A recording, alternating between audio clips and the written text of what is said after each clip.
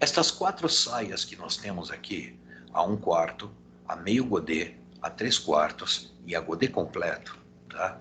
Elas foram construídas dentro de uma condição de modelagem, dentro de uma estrutura, né? Uma técnica, tá? Que é a técnica para construção de godê correta, elas foram trabalhadas em cima do que nós chamamos do pi, tá? Que traz aí para a gente o cálculo do raio.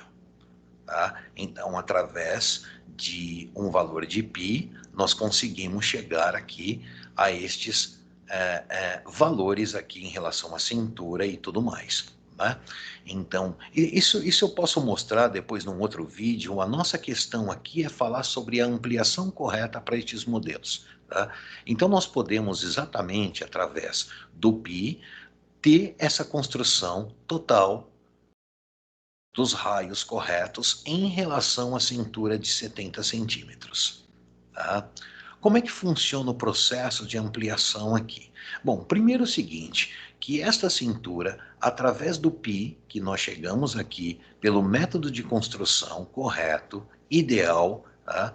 Nós chegamos ao processo de construção das 4 saias, 70 centímetros de cintura, tanto para 1/4, para meio godê, para a saia de 3/4 e para a saia do godê completo. Como é que funciona exatamente uma média de cálculo para se identificar o godê e trabalhar dentro da nossa proposta de ampliação dos godês? Tá? Como funcionaria esse processo? Eu vou explicar aqui uma delas para ficar bem claro. Eu trouxe os valores já prontos, tá? Do que seria a nossa ampliação. Para 1/4 de godê, para o meio godê, para o 3/4 de godê e para o 4/4 de godê. Como que funciona esse processo? Nós temos aqui, como eu disse, a construção das nossas saias aconteceram por causa do π. Esta é a relação de raio que nós temos, 3,14. Pesquisem um pouco depois sobre essa condição do π em relação à construção dos raios. Tá? Então, nós temos aqui, por exemplo, o meio godê, 1,28. Como é que a gente chegou nesse valor de 1,28? Que valor é esse? Vejam. Eu tenho aqui o meio godê numa cintura de 70 centímetros, ok?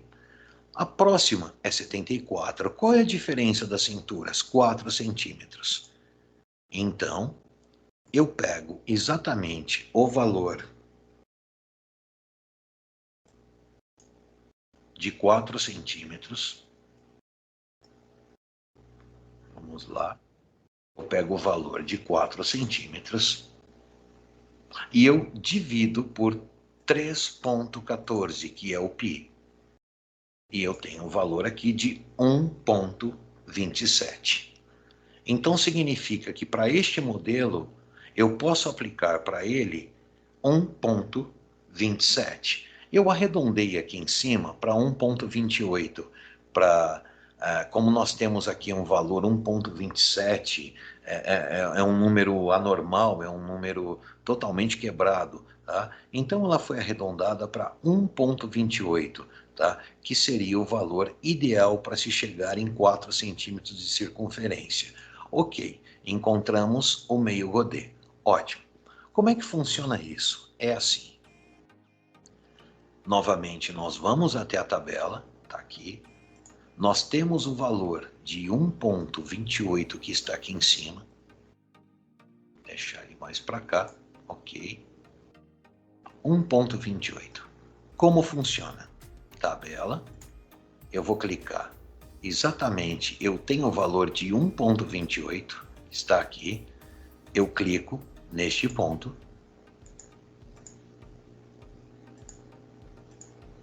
E eu aplico a ele 1,28 para a direita. Vejam como ele já entrou o que eu preciso. Eu estou respeitando o raio, exatamente a construção do raio. Eu clico neste ponto e eu aplico para baixo. Depois neste ponto e eu aplico para a esquerda. Exatamente o meu raio, respeitando os quadrantes, não ultrapassando meus limites de quadrantes e respeitando um raio maior para os próximos tamanhos. Só para deixar claro aqui, vamos lá, nós temos aqui de comprimento 1 centímetro a mais para cada tamanho. Então, como eu tenho aqui 1 centímetro de diferença nos comprimentos destes quatro tamanhos, eu aplico a 1,28 mais 1 centímetro, que é o tamanho. Então, nestas regiões aqui abaixo, elas são exatamente 2,28, que é o comprimento que eu quero trabalhar. E eu continuo respeitando o raio.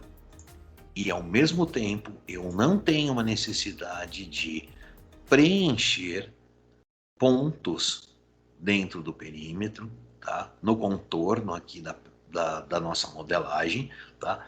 Para zerá-los exatamente. Vamos conferir para ver se chegou nos 4 centímetros? Vamos lá. De novo. Aqui, sentido horário, ok, e eu adiciono. Novamente, agora nós temos uma precisão bem idêntica. 402, 402, 402. Lembrando que a segunda casa após a vírgula, tá, é o 10º do milímetro, então nós não devemos considerar esse valor, e sim o inteiro. Deu 4.0, ótimo. Deu 4.0 no próximo e no próximo, ótimo.